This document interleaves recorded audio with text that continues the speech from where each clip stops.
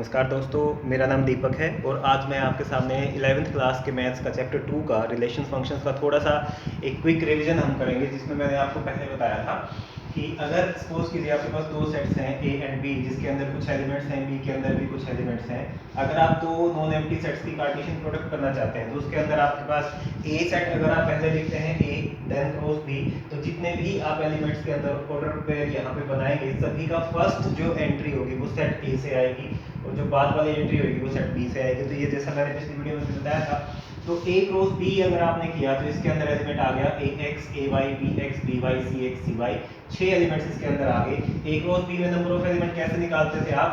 Number of elements in A अगर आपने देखा 3 है and number of element in B है आपके पास 2, तो अगर आप ए क्रॉस बी का नंबर ऑफ एलिमेंट निकालेंगे तो इसके अंदर एलिमेंट्स आएंगे 3 × 2 6, तो आप इसको काउंट कर सकते हैं, ये 6 एलिमेंट्स हैं।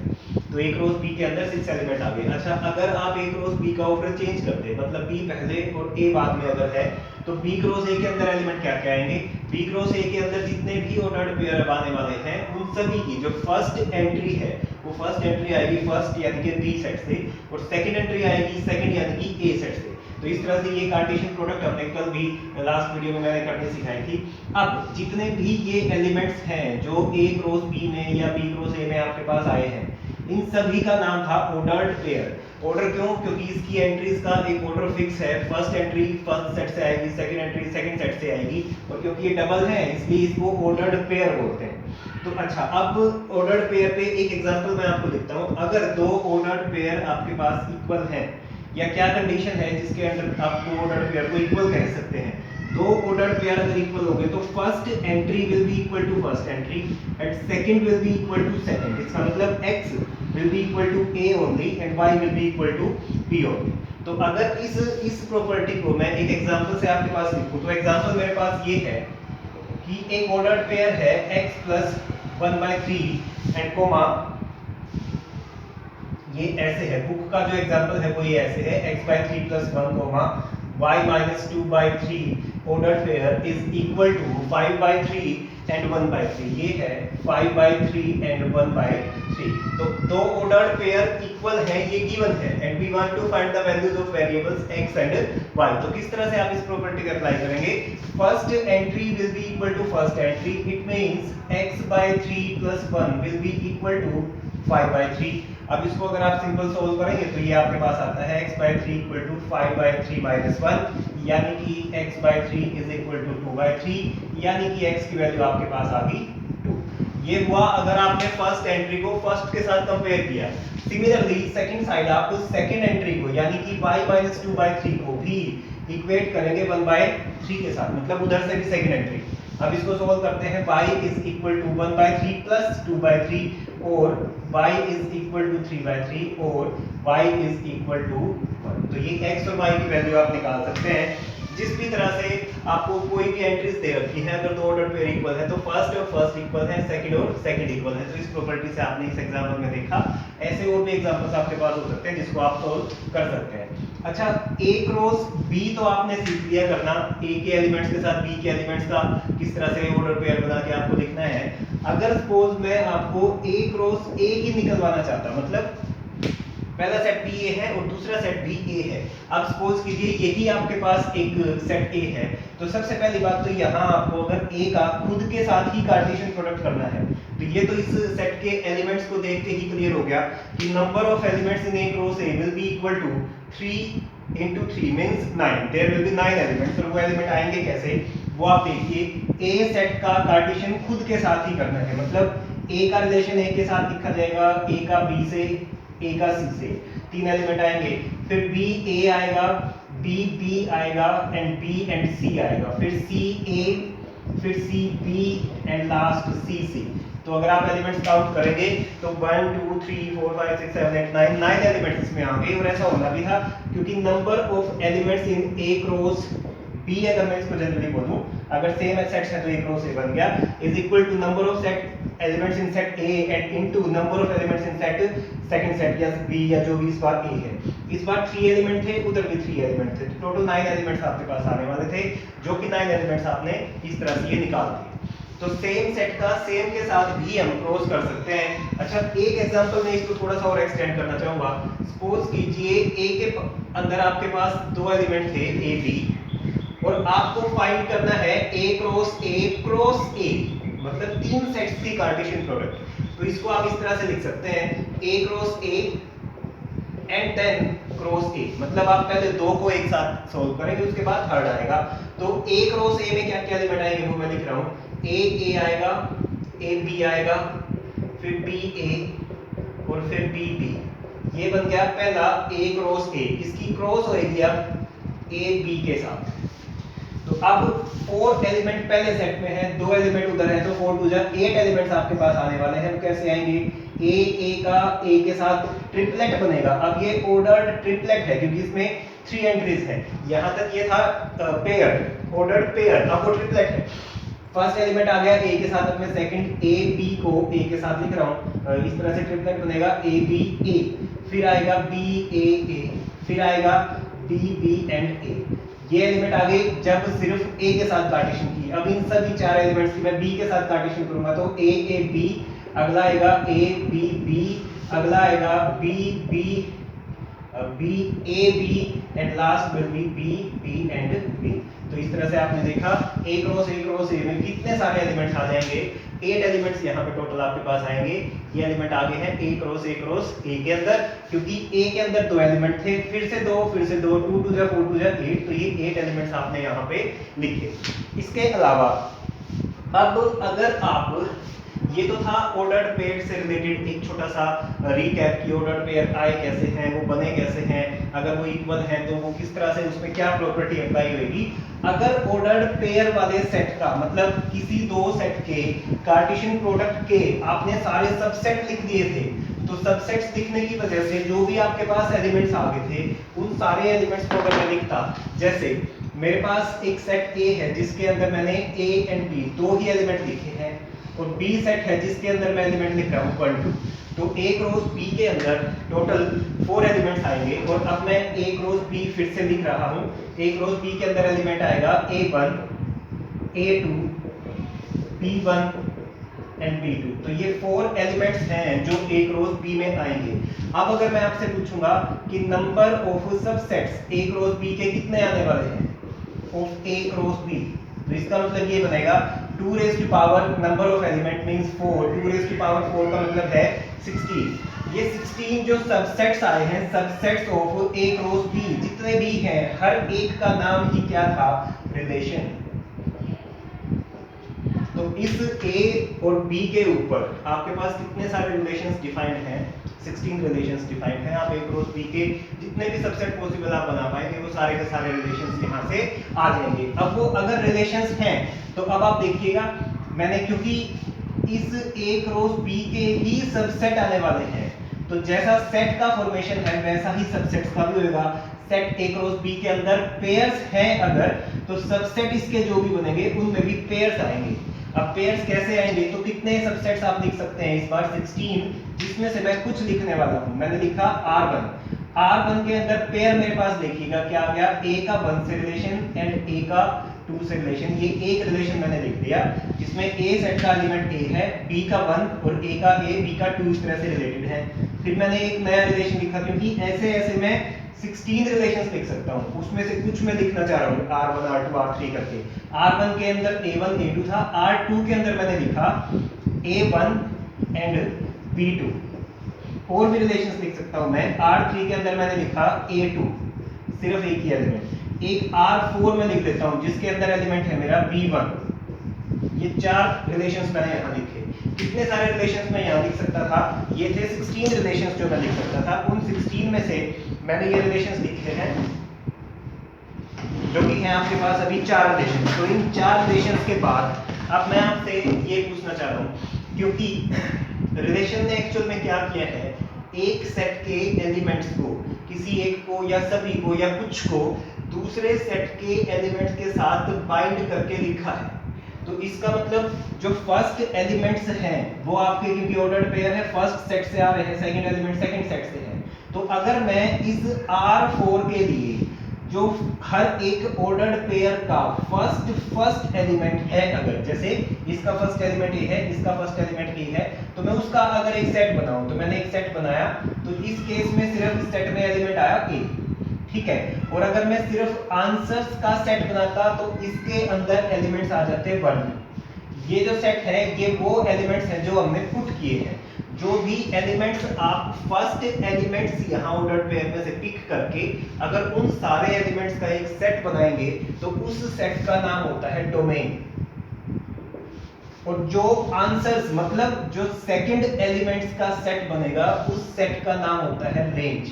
तो यहाँ आपने देखा R1 रिलेशन के अंदर मैंने जो डोमेन है, डोमेन का मतलब क्या है, the set of all first elements in every ordered pair. Her ordered pair के सिर्फ फर्स्ट एलिमेंट को अगर एक सेट में आपने लिख दिया उस सेट का नाम होता है डोमेन। ये डोमेन किसकी है, रिलेशन R1 की। ऐसा नहीं है कि रिलेशन हर एक रिलेशन के लिए डोमेन रेंज सेम रहेगी, वो अब चेंज होएगा। आप यहाँ से देखिएगा R2 के लिए फर्स्ट एलिमेंट्स अगर आपने कलेक्ट करे तो यहाँ से A आएगा, यहाँ से B आएगा, तो इसकी जो डोमेन है वो A और B बन गई। लेकिन अब रेंज देखते हैं क्या आएगा, रेंज में 1 भी आएगा, रेंज में 2 भी आएगा, तो इसके अंदर रेंज का सेट क्या बन गया, फिर से 1 और 2। इसी तरह R3 पे आते हैं। R3 पे डोमेन देखिए क्या बन रही है, R3 के अंदर एक ही एलिमेंट है, उसमें से भी फर्स्ट एंट्री अगर आपने दी तो ये आपकी डोमेन है। और जो सेकंड एलिमेंट्स का सेट है वो इस बार सिर्फ क्या बन रहा है, सिंगलटन 2। इसी तरह R4 के अंदर देखिए डोमेन क्या आने वाली है मेरी B और रेंज क्या आने वाली है 1। तो इस तरह से आप अगर रिलेशन आपके पास लिखा हुआ है आप उसकी डोमेन और रेंज भी इजीली निकाल सकते हैं। अगर आपको डोमेन और रेंज इस तरह से लिखे हुए सेट की निकालनी जा सकती है, जैसे सेट को भी लिखने के 2 तरीके होते थे, ये इस किसी भी सेट को लिखने का, क्योंकि आपने हर एक एलिमेंट को इसमें लिखा है, तो ये जो नोटेशन है इसको बोलते हैं रोस्टर फॉर्म। और दूसरी फॉर्म होती थी सेट बिल्डर। तो एक सेट बिल्डर का एग्जांपल भी मैं यहाँ देता हूँ जिसमें आपको डोमेन और रेंज निकालनी मैं आपको एक बार सिखाऊंगा। तो डोमेन एक्चुअल में क्या है, ये डोमेन और रेंज काफी इंपॉर्टेंट टॉपिक है इस चैप्टर में। रिलेशंस में डोमेन क्या होती है, the set of all the elements which belongs to A under any relation. A means first set. अगर किसी भी relation R1, R2, R3, R4 जितने भी रिलेशंस पॉसिबल हैं उन किसी भी रिलेशन के अगर फर्स्ट इस एलिमेंट का एक सेट आप बनाएंगे। फर्स्ट एलिमेंट का मतलब ये पूरा नहीं है, ऑर्डर्ड पेयर के हर एक ऑर्डर्ड पेयर के फर्स्ट एलिमेंट को लेकर अगर आप एक सेट बनाते हैं तो इसको डोमेन बोलते हैं। सेकंड एलिमेंट्स का सेट जो है वो सारा रेंज बनता है। तो एक दूसरा एग्जांपल मैं लेता हूं जिसमें मैंने रोस्टर फॉर्म की बजाय सेट बिल्डर फॉर्म में आपके पास कोई रिलेशन लिखा हुआ है। सपोज एक सेट है ये मेरे पास जिसके अंदर एलिमेंट्स है 1 2 3 4 and up to so on 14 and relation is defined from A to A, मतलब एलिमेंट A के पुट होंगे, आंसर्स भी A में से ही आएंगे। अच्छा यहाँ पे अब एक चीज और आपको एक बार मैं यहाँ रोकता हूँ, दूसरी चीज यहाँ से देखिए, जैसे आपके पास ये रेंज थी, ये रेंज के जो भी एलिमेंट आपके पास आए हैं ये किस सेट को बिलोंग कर रहे हैं, A या B को, B को। तो इसका मतलब रेंज के एलिमेंट्स जिस सेट को बिलोंग करते हैं उस सेट का नाम होता है कोडोमेन। तो डोमेन, रेंज और कोडोमेन आपको ध्यान से समझना है। जैसे यहाँ पे बेशक रेंज में एक ही एलिमेंट आया है 1, लेकिन ये 1 एलिमेंट एक्चुअल में किस सेट से बिलोंग करता है, A या B, तो B से, तो B इज द कोडोमेन। अब ये आपको क्लियर हो गया होगा, रेंज का कोई भी फॉर्मेशन हो चाहे उसमें एक एलिमेंट है या 2 एलिमेंट है या ज्यादा है, वो सारे के सारे हमेशा आएंगे सेकंड सेट में से ही। जैसे A क्रॉस B अगर लिखा तो B में से, तो इसका मतलब B सेट जो है वो काम करेगा कोडोमेन का। तो यहाँ पे हमारे पास क्या है, एलिमेंट पुट होंगे सेट A के और आंसर्स आएंगे A में से, तो कोडोमेन तो सेट A बनने वाली ही है। अब क्योंकि रिलेशन है तो रिलेशन के अंदर ऑर्डर्ड पेयर आपको मिलेंगे। ऑर्डर्ड पेयर है x y टाइप का। ऑर्डर्ड पेयर के अंदर कंडीशन क्या है कि ये 2 एलिमेंट्स आएंगे x और y रिलेट होके, और रिलेशन क्या है इसमें कि 3x - y will be equal to 0 where both x and y are from the set A। तो ये वो फॉर्मूला है जिसको सोल्व करके आप इस रिलेशन के अंदर एलिमेंट्स निकाल सकते हैं। तो मैं चाहता हूं कि मैं एक तो इस रिलेशन को जो ये सेट बिल्डर फॉर्म में लिखा गया इसको मैं रोस्टर फॉर्म में लिखूं, फिर इस रिलेशन की डोमेन क्या है, रेंज क्या है और कोडोमेन क्या है वो मैं निकालूं। तो सबसे पहले आपने इसको थोड़ा सा अगर मैं सिंपलीफाई करना चाहूं, 3x - y = 0 का मतलब है 3x = y। अब x और y एक्चुअल में है क्या, x और y इस A सेट के एलिमेंट्स हैं जिसमें 1 से लेकर 14 तक के नेचुरल नंबर्स आपके पास हैं। तो अगर आपने x को 1 पुट किया तो 3 into 1 y की वैल्यू क्या आने वाली है 3। अगर आप x को पुट करते हैं 2 तो y की वैल्यू 6 आ गई। अगर आपने 3 पुट करा तो वैल्यू आ गई 9। अगर आपने 4 पुट करा तो वैल्यू आ गई 12। अगर आपने 5 पुट करा या 5 से बड़ा कोई भी तो वैल्यू जो आई, ये वैल्यू किसकी आ रही है, ये वैल्यू आ रही है y की। और y भी A सेट का ही एलिमेंट होना चाहिए। A सेट में 14 से आगे नेचुरल नंबर नहीं है, मतलब 14 तक के नेचुरल नंबर। तो इसका मतलब ये वाली पॉसिबिलिटी आप नहीं लिख सकते। इसका मतलब x के प्लेस पे सिर्फ कौन से एलिमेंट पुट हो सकते हैं 1 2 3 4 और आंसर्स कौन से आए हैं वो आपने क्लियरली देखा। 12 के बाद अगर यहाँ कोई भी एलिमेंट पुट करेंगे तो जो आंसर आएगा वो 14 से एक्सीड कर गया, जो एक्सेप्टेबल नहीं है। तो इस रिलेशन को अगर मैं रोस्टर फॉर्म में लिखता तो मेरे पास एलिमेंट आते, मैंने x को पुट करा है 1 तो y आ गया 3, मैंने 2 पुट करा तो 6 आ गया, 3 पुट करा तो 9 आ गया, 4 पुट करा तो 12 आ गया। लेकिन अगर 5 पुट करा तो 15 आ गया, क्योंकि ये 15 एलिमेंट ये A में नहीं है। तो आप इस एलिमेंट को ऑर्डर्ड पेयर R के अंदर नहीं लिख सकते। तो रिलेशन के अंदर सिर्फ 4 एलिमेंट्स यहाँ पे आए। अब अगर ये 4 एलिमेंट आपको पता लग गए और मैं डोमेन लिखना चाहता हूँ तो डोमेन आप जरा ध्यान से देखिएगा। डोमेन एक ऐसा सेट है जिसमें हर एक ऑर्डर्ड पेयर का सिर्फ फर्स्ट एलिमेंट आपने लिख दिया, मतलब 1 2 3 एंड 4, सिर्फ ये 4 ही एलिमेंट है जो इस रिलेशन की डोमेन में आएंगे। उसके बाद आपको लिखनी है रेंज। रेंज के अंदर वो सारे एलिमेंट्स लिखे जाएंगे जो इन एलिमेंट्स की कोरस्पॉन्डिंग इमेजेस आई हैं, मतलब 3 आया है, 6 आया है, 9 आया है एंड 12 आया है। तो ये 4 एलिमेंट्स आ गए रेंज के अंदर। इसके बाद अब कोडोमेन क्या होगा, कोडोमेन भी अगर आपसे पूछा गया है तो कोडोमेन एक्चुअल में क्या था, एक वो सेट जिसके अंदर से रेंज वाला सेट बना है, मतलब रेंज के अंदर जो एलिमेंट है, इस बार तो बाई चांस दोनों ही सेट ए है तो कोडोमेन ऑब्वियसली ए आपके पास आ जाएगी। तो आपने देखा किसी रिलेशन को वो रोस्टर फॉर्म में है या वो सेट बिल्डर फॉर्म में है, उसमें से अगर आपने उसकी डोमेन रेंज और कोडोमेन की वैल्यू निकालनी है तो वो बिल्कुल इजीली आप कर सकते हैं। एक और एग्जांपल मैं आपको देना चाहूंगा जिसमें आप दोबारा से रेंज कोडोमेन निकालेंगे और उसको सेट बिल्डर या जो है सेट रोस्टर फॉर्म में कन्वर्ट करेंगे। इस बार आपके पास एक सेट है P इस एग्जांपल में और एक सेट है Q जिसके अंदर P में एलिमेंट है 5 6 7 और Q में एलिमेंट है 3 4 5। 5 का रिलेशन इन्होंने 3 से बताया, 6 का रिलेशन 4 से, 7 का रिलेशन 5 से। इसको बोलते हैं एरो डायग्राम, क्योंकि ये एरो से ये रिप्रेजेंट किया हुआ होता है। तो इस एरो डायग्राम में आपको क्या क्या करना है, सबसे पहले ये जो रिलेशन है जो P से Q पे है, relation R is from P to Q, आपको इस रिलेशन को रोस्टर फॉर्म में लिखना है, फिर सेट बिल्डर फॉर्म में लिखना है, फिर इसकी डोमेन बतानी है, रेंज बतानी है। तो इस तरह इसके सारे के सारे क्वेश्चंस को अब आप सोल्व करते हैं बारी बारी। तो सबसे पहले रोस्टर फॉर्म में मैं अगर लिखना चाहूँ तो रोस्टर फॉर्म में 5 का रिलेशन आपके पास 3 से है तो 5 3 का ऑर्डर पेयर, फिर 6 4 का ऑर्डर पेयर एंड फिर 7 5 का ऑर्डर पेयर। ये तो आ गया रोस्टर फॉर्म में। अब अगर मेरे को रिलेशन R को, ये फर्स्ट पार्ट हो गया, सपोज ये सेकंड पार्ट है कि मैं रिलेशन को सेट बिल्डर फॉर्म में लिखना चाह रहा हूँ। तो सेट बिल्डर फॉर्म में एक्चुअल में क्या होता था, आपको देखना है कि ऐसी कौन सी प्रॉपर्टी है या ऐसा कौन सा रूल है जो हर एक एलिमेंट फॉलो कर रहा है। वो रूल देखने के लिए आप थोड़ा सा ऐसे भी देख सकते हैं, क्या इन दोनों एलिमेंट्स का डिफरेंस 2 है, क्या इन दोनों का डिफरेंस 2 है, क्या इन दोनों का डिफरेंस 2 है। अगर डिफरेंस की बात होगी तो जैसे एक बार इस एग्जांपल में आप देखिए, जब आप रिलेशन R लिखते हैं तो ये ऑर्डर्ड पेयर इसमें लिखा जाता है। ऑर्डर्ड पेयर को आपको इस तरह से समझना है कि जो भी ऑर्डर्ड पेयर आएगा उसका जो फर्स्ट एंट्री उसकी है उसको आप x मानेंगे और जो सेकंड एंट्री है उसको आप y मान सकते हैं। तो x minus Y is equal to 2, क्या यहाँ ऐसा है x minus Y is equal to 2? बिल्कुल है, यहाँ पे भी सेम प्रॉपर्टी फॉलो हो रही है। तो मैं क्या लिख लूँ, R के अंदर ऑर्डर्ड पेयर है x y टाइप के such that x minus Y is equal to 2। लेकिन अभी रिलेशन की डेफिनेशन यहाँ पूरी नहीं हुई। आप ये फर्स्ट एलिमेंट किस सेट से लाए हैं, सेकंड एलिमेंट किस सेट का आया है वो भी आपको बताना जरूरी है। तो आपने देख लिया ये फर्स्ट एलिमेंट का सेट डोमेन होता है, डोमेन कहाँ से आया हुआ है P से, तो आप क्या लिखेंगे कि x बिलोंग्स टू P। और जो सेकंड एलिमेंट 3 4 5 है ये कहाँ से आए हैं Q से, तो y बिलोंग्स टू Q। अब ये जो रिलेशन है सेट बिल्डर फॉर्म में कंप्लीटली लिखा गया है, इसके बिना ये रिलेशन की पूरी डेफिनेशन इनकम्प्लीट थी। उसके बाद अब आपको इसकी डोमेन लिखनी है।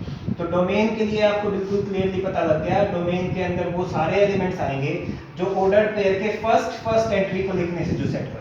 तो इसका मतलब कौन सा बन गया 5, 6 एंड 7। उसी तरह जो रेंज है, कोडोमेन से पहले आपको दिखाते हैं रेंज के अंदर एलिमेंट आएंगे जो आंसर्स आए हुए थे, 3 आ गया, 4 आ गया एंड 5 आ गया, तो ये रेंज बन गई। अगर कोडोमेन पूछी जाएगी तो कोडोमेन भी वही सेट आएगा जिसमें से रेंज बनी है क्यू में से, तो क्यू को आप क्या बोल सकते हैं, कोडोमेन बोल सकते हैं।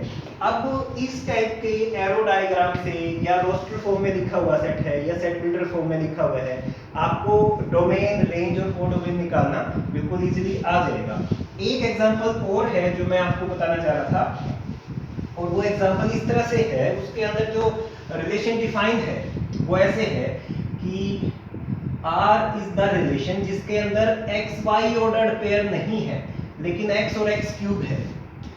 इसको लिखने का तरीका क्या है, देखिए आप, चलो पहले मैं इसको लिख लेता हूँ। इसको लिखने का तरीका ये है कि X के ऊपर कोई कंडीशन है, X के ऊपर कंडीशन क्या है यहाँ पे मेरे पास, कि जो X है वो एक प्राइम नंबर है and less than 10, X is prime and less than, ये इस तरह से कोई रिलेशन आपके पास डिफाइंड है, ठीक है। अब आपको इसकी डोमेन और रेंज निकालनी है। अब इसको जो डिफाइन इन्होंने किया है, जो ये ऑर्डर्ड पेयर इन्होंने लिखा है, इसमें आपको थोड़ा सा ध्यान से समझना है। अगर XY ऑर्डर्ड पेयर लिखा हुआ है तो इसका मतलब ये होता है कि अगर आपने रिलेशन के अंदर X पुट करा है तो आंसर Y आ गया। अब XY के प्लेस पे क्या लिखा हुआ है, X, X क्यूब अगर लिख दिया, तो अगर ऐसा है तो इसका मतलब ये हुआ कि रिलेशन में आपने एलिमेंट पुट करा है X और उसका आंसर क्या आ गया X क्यूब। तो इसका मतलब ये जो X क्यूब है ये Y का ही काम कर रहा है। मतलब Y की वैल्यू कैसे आएगी, Y क्या है, किसी भी ऑर्डर्ड पेयर में Y क्या होता है, सेकंड एलिमेंट, X क्या होता है, फर्स्ट एलिमेंट। तो इस केस में x, x क्यूब में सेकंड एलिमेंट कैसे आया है, आप इसको ध्यान से देखिएगा। x क्यूब किसका काम कर रहा है, y का, y कैसे आया है, फर्स्ट एलिमेंट का क्यूब करने से। अब फर्स्ट एलिमेंट पे कंडीशन इन्होंने चला दी कि x is a prime number and which is less than 10। तो मैंने इस r को लिखना है रोस्टर फॉर्म में और फिर उसकी डोमेन और रेंज जो मैं आपको बताऊंगा। तो अगर आपने first prime number, least prime number क्या होता है, अगर आप x को एक प्राइम नंबर और लेस देन 10 रखना चाह रहे हैं तो आपके पास लिमिटेड से एलिमेंट्स आएंगे। फर्स्ट प्राइम नंबर जो है वो 2 है। अगर आपने x को 2 रखा तो y कैसे आएगा, इस फर्स्ट एलिमेंट का क्यूब करने से, मतलब आंसर आपके पास आ गया 8। इसी तरह अगर आप अगला प्राइम नंबर 3 पुट करते हैं तो 3 का क्यूब आपके पास आ जाएगा 27। अगला नंबर आप क्या पुट करेंगे, 3 के बाद अगला प्राइम नंबर है 5, 5 का क्यूब आ जाएगा 125। और उसके बाद अगला प्राइम नंबर लास्ट क्या है आपके पास 7, 7 का क्यूब कितना आ जाएगा 343, ये होता है 7 का क्यूब। तो इसका मतलब इस रिलेशन के अंदर ये 4 ऑर्डर्ड पेयर ही पॉसिबल हैं, क्योंकि 7 के बाद जो अगला प्राइम नंबर है वो लेस देन 10 नहीं रहेगा। तो ये 4 ऑर्डर्ड पेयर अगर आ गए तो अब आप इजीली इसकी डोमेन और रेंज लिख सकते हैं। डोमेन के अंदर एलिमेंट आ गए 2, 3, 5 और 7, और जो रेंज है, रेंज के अंदर एलिमेंट्स आपके पास आ गए 8, 27, 125 एंड 343। तो इस तरह से आप डोमेन और रेंज जो है इस रिलेशन के अंदर निकाल सकते हैं। अगर आप इस वीडियो को एक बार दोबारा से ध्यान से देख के, और जितनी भी डेफिनेशंस या इसको सोल्व करने का मेथड मैंने आपको बताया, अगर आप ध्यान से देखेंगे तो आपकी एक्सरसाइज 2.1 एंड एक्सरसाइज 2.2 आज कंप्लीट आप इस वीडियो से कर सकते हैं। वीडियो को ध्यान से देखने के लिए बहुत बहुत धन्यवाद।